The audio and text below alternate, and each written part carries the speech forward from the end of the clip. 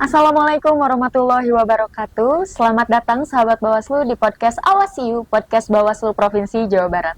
Kembali bersama saya Tania Rahmasanti untuk bersama membahas dan diskusi mengenai isu dan informasi kepemiluan 2024. Podcast kali ini akan membahas mengenai informasi publik bersama narasumber yang sudah sangat pas sekali di bidangnya, bersama Kang Muamarullah atau panggilan kerennya Kang Mumu, selaku Kordib Humas Data dan Informasi Bawaslu Provinsi Jawa Barat. Kang, terima kasih telah membersamai diskusi kita pada hari ini. Sama-sama. Apa kabar, Kang? Alhamdulillah, saya Pangestu. Sedang sibuk apa nih, Kang? Pasti sibuk banget, tapi paling sibuk ini lagi sibuk apa? Kebetulan tahapannya memang hari ini kampanye dan logistik ya. Jadi bersama teman-teman pimpinan yang lain, kita berusaha untuk terlibat dalam pengawasan langsung terkait dengan kampanye, tentang kampanye dan logistik yang sedang berjalan ya gitu. Di sela-sela kesibukan divisi ya, itu karena kesibukannya divisi, tugas sebagai koordinator divisi juga harus dilaksanakan, tugas sebagai bagian dari pimpinan Bawaslu Provinsi juga harus dilaksanakan, kira-kira begitu, sama-sama lah. Kang, kalau berbicara mengenai tahapan kampanye sendiri nih, Kang, mungkin banyak nih potensi pelanggaran-pelanggaran yang akan muncul, entah itu hoax, money politics, isu SARA, Kang. Tapi kalau menurut Kang Mumu sendiri, peran Humas nih, Kang, apa sih, Kang, peran Humas untuk mencegah pelanggaran yang terjadi?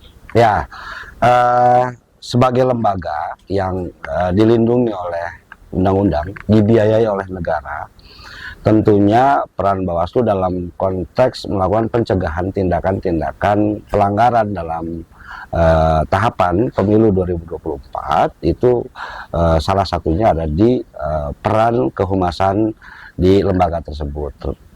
Terutama misalkan kita di Bawaslu ada kehumasannya. Nah, fungsi kehumasan itu adalah jembatan informasi antara lembaga dengan lembaga lain, antara lembaga dengan masyarakat. Tentunya keberhasilan kita dalam mentransformasikan pengetahuan atau informasi yang berkaitan dengan hal-hal seputar pengawasan pemilu kepada masyarakat itu menjadi penentu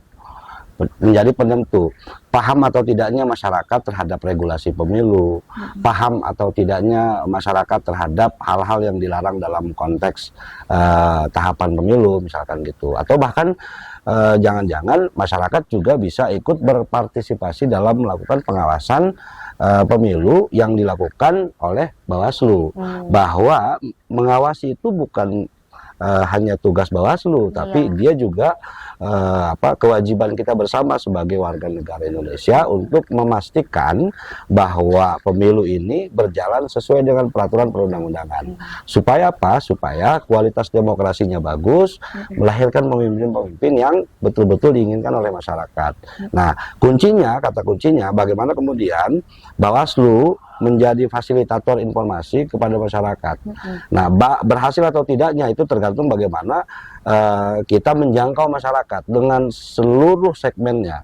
Makanya Bawaslu dalam hal ini menggunakan media-media sosial dalam menjangkau masyarakat.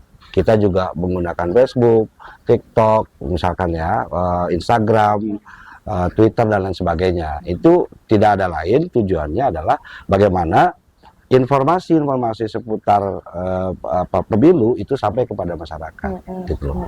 Tapi kan kalau mengenai tadi kan kuncinya itu masyarakat itu mendapatkan informasi, terus menggunakan banyak sosial media, Twitter dan lain-lain. Tapi kan berita bohong, isu SARA, hoax ini tuh khususnya di tahapan kampanye ini ya, Kang, apakah semakin meningkat atau gimana sih, Kang? Boleh tahu nggak sih kalau menurut Kang? Jadi begini, hoax, berita bohong, kenapa dia masih terjadi? Karena tidak ada informasi pembanding. Kenapa dia diterima oleh masyarakat serta-merta informasi yang betul-betul masuk ke mereka. Nah, ini sebabnya menurut saya secara pribadi tidak ada informasi pembanding. gitu loh. Jadi Bawaslu sebagai lembaga saat misalkan muncul hoax di masyarakat, itu bagaimana kemudian Bawaslu ini menyuguhkan atau memberikan informasi juga sebagai pembanding informasi yang mereka dapat, sehingga mereka tidak hanya mendapatkan informasi dari pihak-pihak yang sengaja memang untuk menyebarkan hoax atau berita bohong untuk kepentingan tertentu dalam tanda petik. Nah, Bawaslu hari ini akan hadir memberikan informasi-informasi yang kualitas kebenarannya itu tentunya A1. Karena apa? Karena Bawaslu adalah lembaga negara, tentunya Bawaslu juga harus menyediakan informasi-informasi kepada masyarakat. Ada informasi yang bagus, informasi yang baik gitu, informasi yang sudah jelas kebenarannya, kira-kira begitu. Tapi dalam rangka menyediakan informasi yang A1, dalam rangka menyediakan informasi yang bagus, Kang, apakah Bawaslu sudah, mungkin kan tadi kamu mention membutuhkan media pembanding, Kang. Apakah Bawaslu sudah bekerja sama dengan media massa, Kang, dalam hal ini? Ya, tentu begini. Dalam sebuah aktivitas pengawasan pemilu, Bawaslu bukan hanya menjadi sumber berita, karena tugas Bawaslu adalah melakukan pengawasan. Jadi Bawaslu membutuhkan juga lembaga lain, alat lain untuk bagaimana kemudian informasi pengawasan, hasil pengawasan, proses penanganan pelanggaran yang sedang kita lakukan, penyelesaian sengketa yang sedang kita lakukan, itu juga sampai kepada masyarakat. Tentunya kita nggak bisa sendirian. Nah, kita nggak bisa sendiri. Kita butuh. Lagi-lagi nggak bisa sendiri. Kita nggak bisa sendiri. Ya. Pemilu ini terlalu kompleks kalau kita awasi sendiri. Informasi itu terlalu luas kalau kita sebarkan sendiri. Maka kita butuh media sosial, misalkan, termasuk misalkan teman-teman dari jurnalis itu juga butuh. Bagaimana kemudian mereka juga menjadi jembatan informasi antara Bawaslu dengan masyarakat. Tentunya informasi-informasi yang disuguhkan adalah informasi-informasi yang bisa dipertanggungjawabkan, gitu. Tapi meningkat nggak sih, Kang? Sebenarnya itu meningkat nggak sih dari sebelumnya pas masuk ke tahapan kampanye ini? Apakah meningkat itu berita? Kalau kami melihat ini dari indeks kerawanan pemilu ya. Indeks kerawanan pemilu yang di-launching oleh Bawaslu Republik Indonesia terkait dengan hoax di Jawa Barat itu lumayan tinggi. Nah, data yang kita dapatkan dari pemilu 2019 itu adalah data di mana keinginan kita hoax itu akan kita turunkan. Dengan apa? Tentunya dengan memberikan informasi-informasi yang berimbang. Gitu loh.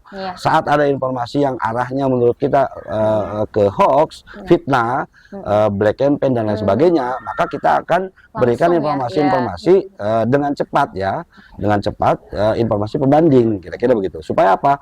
Supaya kita bersama-sama sebagai lembaga pengawas pemilu itu bisa menekan hoax ya sampai pada titik terendah bahkan. Sampai betul-betul masyarakat bisa menerima informasi itu yang betul-betul bisa dipertanggungjawabkan, yang benar gitu. Karena bahaya hoax, fitnah itu luar biasa. Nah, tentunya keinginan kita kepada masyarakat juga bagaimana masyarakat ini menjadi pemutus mata rantai hoax gitu loh. Jadi bukan serta-merta kemudian berarti masuk kepada partisipasi publiknya. Ya, gitu. Kita juga butuh masyarakat smart, dewasa dalam bermedia sosial gitu, sehingga masyarakat juga bisa memilah mana yang bisa dia forward, mana berita yang harus selesai stop di dia gitu. Kira-kira begitu. Gimana sih, Kang? Gimana caranya untuk memutus informasi itu yang nggak benar itu menurut kamu gimana? Pendidikan politik kepada masyarakat itu juga lagi-lagi menjadi prioritas utama, karena berhasilnya sebuah kontestasi politik itu juga bukan hanya bebani tanggung jawabnya kepada kita di penyelenggara saja, tapi bagaimana masyarakat juga menjadi masyarakat yang cerdas, menjadi pemilih yang juga cerdas. Kalau partisipasi kalau partisipasi pemilu versinya KPU itu bagaimana kemudian KPU mengajak masyarakat datang ke TPS, memilih sesuai dengan keinginannya masing-masing, memilih sesuai dengan harapannya masing-masing, memilih siapapun yang ada di hatinya masing-masing, kira-kira begitu. Buat KPU itu sudah cukup meningkatkan partisipasi masyarakat, bagaimana partisipasi publik. Bagi Bawaslu itu saja tidak cukup, Mbak Tania.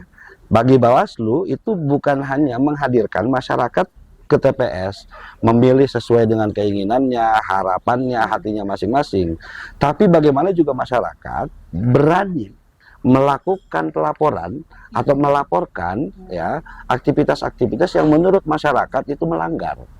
Nah, memberikan bekal informasi kepada masyarakat terhadap atau terkait sesuatu itu melanggar atau tidak, itu tentunya harus dilakukan juga oleh Bawaslu. Bagaimana masyarakat bisa melakukan pelaporan atau melaporkan sebuah tindakan yang dianggap melanggar kalau masyarakat juga tidak tahu bahwa hal itu melanggar, gitu loh. Jadi peningkatan partisipasi versinya KPU dengan versinya kita di Bawaslu itu sangat berbeda. Berbedanya itu kita sampai pada level masyarakat itu berani melaporkan ke Bawaslu terdekat. Kira-kira Apakah sudah ada, Kang? Sudah. Masyarakat berani melaporkan. Nah, tentunya kami di Bawaslu juga merahasiakan identitas. Jadi bagi masyarakat aman nih yang mau lapor tuh sangat aman, takut ya? sangat aman, sangat aman. Jadi sangat aman. Identitasnya kami akan sembunyikan atas informasi yang diberikan kepada kami, itu kami akan lakukan penelusuran.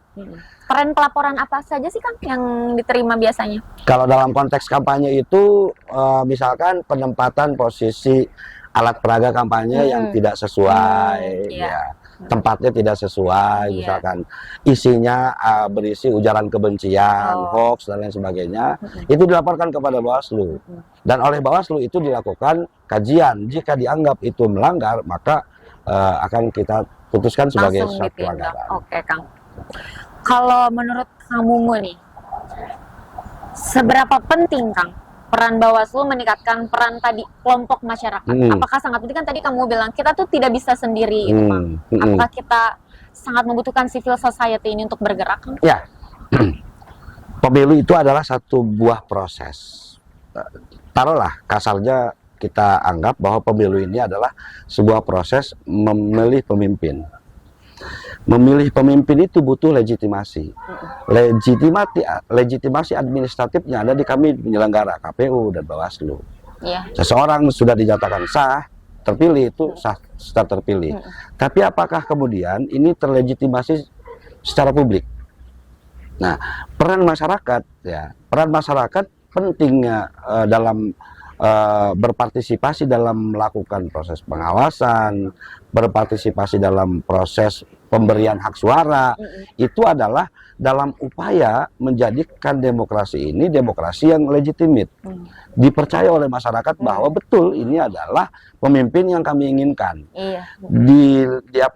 dipilih melalui mekanisme yang sesuai dengan aturan, kira-kira begitu. Nah, masyarakat juga perlu untuk diposisikan menjadi posisi yang secerdas itu, kira-kira begitu. Menjadi pemilih yang rasional gitu. Menjadi pemilih yang rasional. Tentunya kami juga besar harapannya kepada masyarakat untuk betul-betul memilih sesuai dengan hatinya sendiri, dengan sesuai dengan hati nuraninya, sesuai dengan pilihannya, bukan sesuai dengan apa yang diberikan oleh kandidat tertentu dalam bentuk tertentu lah yang dilarang oleh undang-undang, kira-kira begitu. Yang masuknya kategori money politik lah dan lain sebagainya, kira-kira gitu.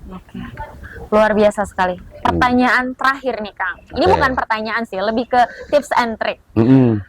Menerima informasi bahwa Kehumasan Jawa Barat itu mendapatkan penghargaan, penganugerahan kehumasan, Kang, dari Bawaslu Republik Indonesia mengenai keterbukaan informasinya.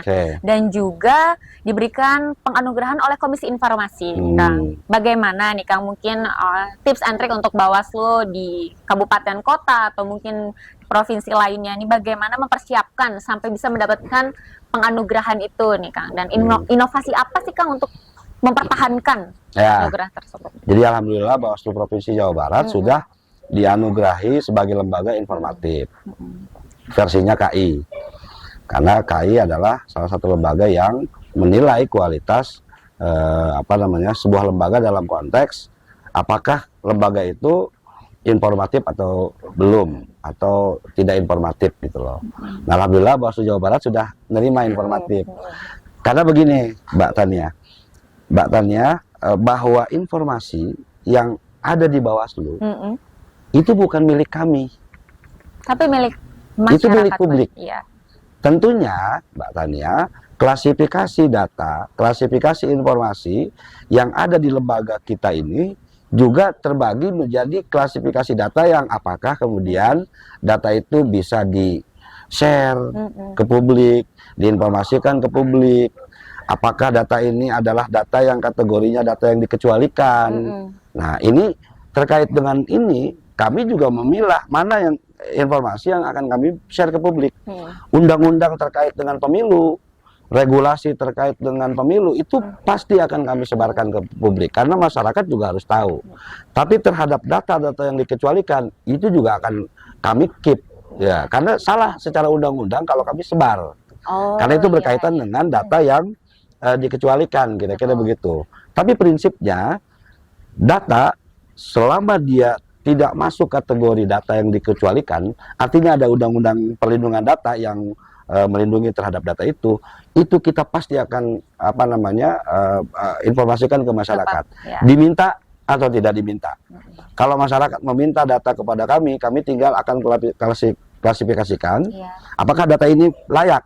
Bisa kami sampaikan atau tidak. Karena masyarakat berhak untuk tahu. Karena masyarakat juga berhak tahu gitu loh.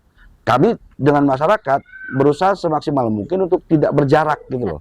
Bahwa masyarakat kapanpun bisa bertanya ke Bawaslu terkait dengan pengawasan pemilu, kira-kira begitu. Karena apa? Karena Bawaslu juga dalam hal ini butuh masyarakat sebagai faktor legitimasi terhadap proses yang sedang terjadi, kira-kira. Betul.